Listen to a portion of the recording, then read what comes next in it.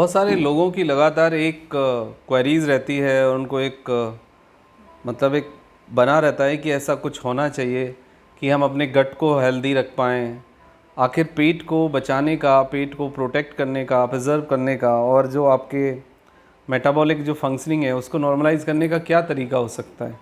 तो देखो बिल्कुल एक तरीका है। आपके जो प्रोबायोटिक्स हैं वो आपके गट को प्रिजर्व करते हैं, गट को मतलब प्रोटेक्ट करते हैं, गट को बचाते हैं, गट को सूद करते हैं। तो ऐसा नहीं है कि आप अपने पेट को या गट को नहीं हेल्दी रख सकते। बहुत सारे ऐसे तरीके हैं जिनसे नेचुरली आप अपने पेट को ठीक रख सकते हैं। तो आज हम ये बात करेंगे कि प्रोबायोटिक्स क्या हैं और गट हेल्थ क्या है, और ऐसे कौन से पैरामीटर्स हैं जिनको हम ठीक रखें तो गट को ठीक रख सकते हैं, या फिर हमारे गट को जो नुकसान होता है वो किसके कारण होता है। देखो सबसे पहली बात आपको ये समझनी होगी कि हमारे पेट के लिए, हमारे गट के लिए कुछ चीज़ें हैं जो पॉइज़न का काम करती हैं, जो बहुत डेंजरस हैं। सबसे पहले आपको उसको स्टॉप करना होगा। लंबे समय तक खाली पेट रहना, आपका जो HCl है उसके सिक्रीशन के कारण पेट का इन्वायरमेंट एसिडिक हो जाता है, उससे आपकी गट काफ़ी हद तक डैमेज होती है।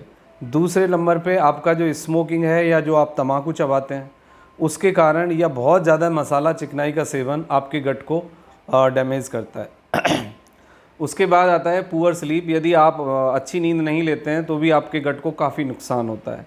लंबे समय तक जो स्ट्रेस है वो आपके गट को काफ़ी परेशान करता है।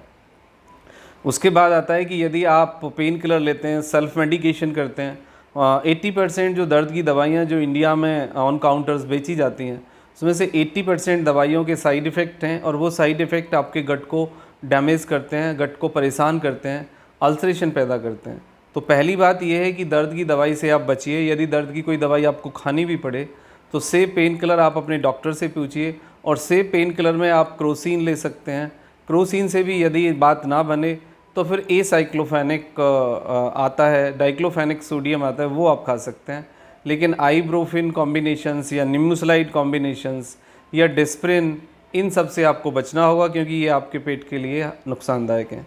दूसरा, एंटीबायोटिक विदाउट नीड और विदाउट प्रिस्क्रिप्शन एंटीबायोटिक लेना बिल्कुल गलत है। इससे आपके गट को बहुत ज़्यादा नुकसान होता है। नेक्स्ट है कि यदि आप बहुत ज़्यादा जंक फूड लेते हैं और बहुत ज़्यादा ऑयली फूड लेते हैं, बहुत ज़्यादा आप चीनी का कंजम्पशन करते हैं, तो ये भी आपके गट के सेल्स को सेंसिटिव करता है, और फिर आपके जो इंसुलिन यानी पैनक्रियाज से जो आपका एक सिक्रीशन है इंसुलिन जिसे हम कहते हैं, जो कि हमारे शुगर लेवल को कंट्रोल करने के लिए डायरेक्टली इनडायरेक्टली रिस्पॉन्सिबल है, तो उसकी सेंसिटिविटी में काफ़ी फ़र्क पड़ता है। तो यानी आपकी जो गट है वो बहुत ज़्यादा सेंसिटिव हो जाएगी और बहुत ज़्यादा रिएक्टिव हो जाएगी यदि आप इस तरह से उसके साथ एक्सपेरिमेंट करेंगे। तो गट की हेल्थ के लिए सबसे पहले आपको ये करना है। अब गट को प्रिजर्व करने के लिए जो प्रोबायोटिक्स के रूप में नेचर ने हमें दिया है, कुछ नेचुरल फूड हैं, उनका यदि आप इस्तेमाल करेंगे तो आप अपने गट को प्रिजर्व कर पाएंगे। सबसे पहले योगर्ट, उसके बाद पनीर, फिर आपका कर्ड दही, उसके बाद एप्पल साइडर यानी सेब और सेब का सिरका। यदि फ्रेश आपको एप्पल मिले तो बहुत अच्छी बात है। एप्पल साइडर यानी सिरका भी आप सुबह 1 चम्मच 200 ml वाटर में ले सकते हैं। अमरूद खाएं, पपीता खाएं। यदि आपको कॉन्स्टिपेशन रहता है तो ईसबगोल खाएं।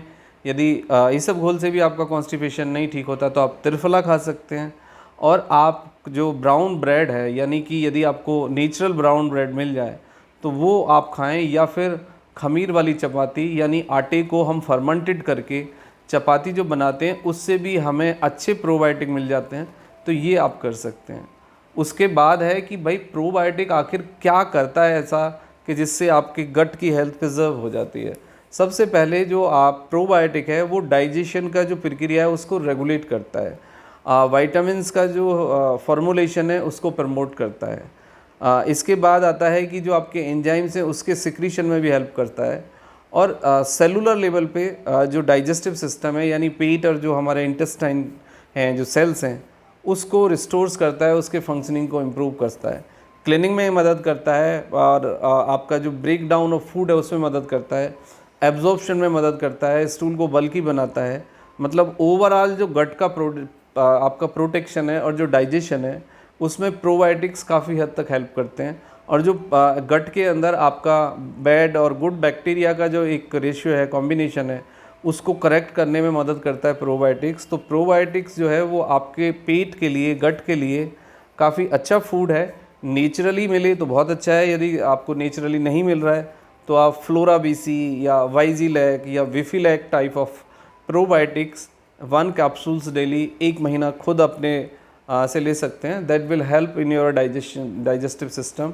ये आपके डाइजेशन को प्रमोट करेगा, ये आपके बाउल का जो पैटर्न है, जो रेगुलेशन है, उसमें काफ़ी मदद करेगा और ये आपके गट को काफ़ी प्रिजर्व करेगा, सूदिंग इफेक्ट प्रोवाइड करेगा। Thank you very much and take care yourself.